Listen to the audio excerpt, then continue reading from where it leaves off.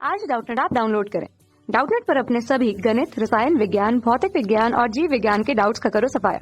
बस प्रश्न की फोटो खींचो, एक ही प्रश्न को क्रॉप करो और तुरंत वीडियो सोल्यूशन पाओ। अभी डाउनलोड करें। हेलो फ्रेंड्स, जैसा कि आप यहाँ पर देख रहे हो कि इस क्वेश्चन में दिया हुआ है कि इकाई अर्थात यूनिटी के घनमूलों के संबंध में निम्नलिखित में से क्या सही है, हमें यहाँ पर ये बताना है। ठीक है, और यहाँ पर हमें 4 ऑप्शन दिया हुआ है, बताना है कि कौन सा ऑप्शन करेक्ट है। ठीक है, तो हम यहाँ पर सबसे पहले लिख लेते हैं कि जो इकाई के घनमूल होते हैं वो क्या होते हैं। ठीक है, तो इकाई के घनमूल कौन कौन होते हैं, तो एक तो होता है 1, एक होता है ओमेगा और एक होता है ओमेगा स्क्वायर। ठीक है, तो यही होता है इकाई के घनमूल के संबंध में क्या कह सकते हैं, ये हमें यहाँ पर बताना है। तो यहाँ पर ये क्या होता है, the cube root of unity अर्थात इकाई का जो घनमूल होता है वो क्या होता है, तो यहाँ पर ये 1 होता है, ओमेगा होता है, ओमेगा स्क्वायर। ठीक है, तो अगर इसको हम बात करें तो इसको यदि हम कॉम्प्लेक्स नंबर के रूप में लिखें तो ये क्या हो जाएगा, तो इसको हम लिख सकते हैं 1 + 0 × i लिख सकते हैं।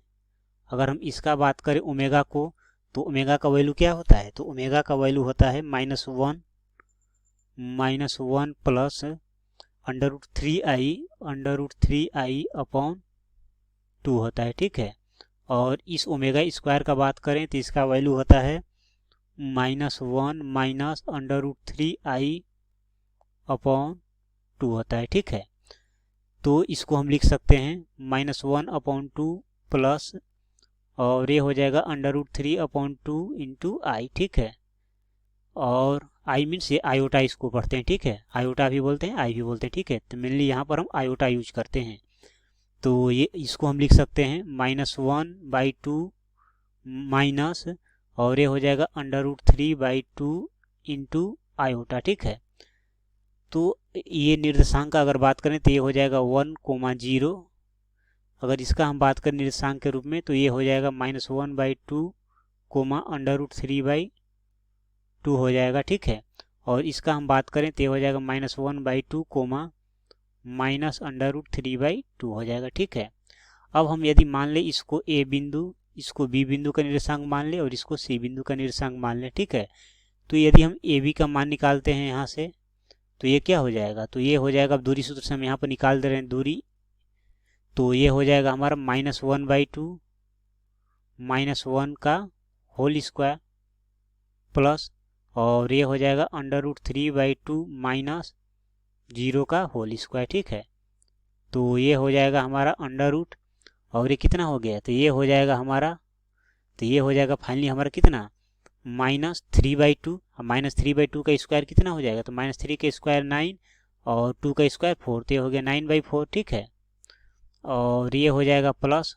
√3/2 का होल स्क्वायर, तो √3 का स्क्वायर 3 और 2 का स्क्वायर ये 4 हो जाएगा, तो ये हो जाएगा अंडर रूट, ये कितना हो जाएगा 9 3 12/4, तो 12/4 कितना हो गया, तो 12/4 3 हो गया, तो ये आ गया √3 आ गया। ठीक है, अब हम यहाँ पर BC का मान निकाल ले रहे हैं, तो BC हो जाएगा हमारा अंडर रूट, तो ये कितना हो जाएगा -1/2 और -1/2, तो माइनस में से तो प्लस हो गया, ये हो गया 1/2 का होल स्क्वायर प्लस और फिर ये हो जाएगा हमारा -√3/2 -√3/2 ठीक है, √3/2 का होल स्क्वायर, तो ये हो जाएगा अंडर रूट और ये तो -1/2 + 1/2 ये तो 0 हो गया, 0 के स्क्वायर 0 हो जाएगा। ठीक है, तो ये 0 हो गया और ये हो जाएगा -√3/2 -√3/2, तो ये क्या हो जाएगा, ये आ जाएगा -2 √3/2, तो 2 से 2 कट जाएगा, तो ये कितना आ जाएगा, ये आ जाएगा हमारा -√3 का होल स्क्वायर। ठीक है, और -√3 का होल स्क्वायर किसके बराबर हो जाएगा, ये हो जाएगा 3 के, तो ये हो गया 3, तो ये भी क्या आ गया, ये भी आ गया √3 आ गया। ठीक है, अब हम यहाँ पर निकाल ले रहे हैं AC का लेंथ, तो AC बराबर हो जाएगा यहाँ से अंडर रूट, तो ये कितना हो जाएगा, तो ये हो जाएगा हमारा -1/2 -1 का होल स्क्वायर। ठीक है, प्लस और ये हो जाएगा हमारा -√3/2 -0 का होल स्क्वायर। ठीक है, तो ये हो जाएगा हमारा अंडर रूट और ये हो गया -3/2 का होल स्क्वायर, तो ये हो जाएगा हमारा 9/4। और ये हो जाएगा -3/2 का होल स्क्वायर, तो ये हो जाएगा हमारा कितना हो जाएगा, तो ये हो जाएगा हमारा 3/4। तो जोड़ने के बाद ये आ गया हमारा 12/4, तो ये कटेगा 3 बार में, तो ये आ गया हमारा फाइनली √3 आ गया। तो यहाँ पर अगर हम बात करें त्रिभुज ABC में, तो तीनों भुजा बराबर आ रहा है। AB बराबर आ रहा है किसके, BC के, और BC बराबर आ रहा है AC के। और हम जानते हैं कि जिस त्रिभुज में तीनों भुजा बराबर होते हैं वो कौन सा त्रिभुज होता है, वो होता है समबाहु त्रिभुज। क्योंकि जिस त्रिभुज की तीनों भुजाएं आपस में बराबर होती हैं वो कौन सा त्रिभुज होता है, वो समबाहु त्रिभुज होता है। ठीक है, तो यहाँ पर हम देखते हैं कौन सा ऑप्शन हमारा मिल रहा है। ठीक है, तो पहले ऑप्शन में दे रखा है ये संरेख होते हैं। हमने यहाँ पर साबित कर दिया कि ये क्या है, एक समबाहु त्रिभुज बनाते हैं। तो समबाहु त्रिभुज संरेख नहीं है। ठीक है, तो ये पहला ऑप्शन क्या होगा, गलत हो जाएगा। दूसरा भी गलत हो जाएगा क्योंकि ये बोला कि √3 त्रिज्या वाले एक वृत्त पर होते हैं, तो ये भी क्या है, ये गलत है।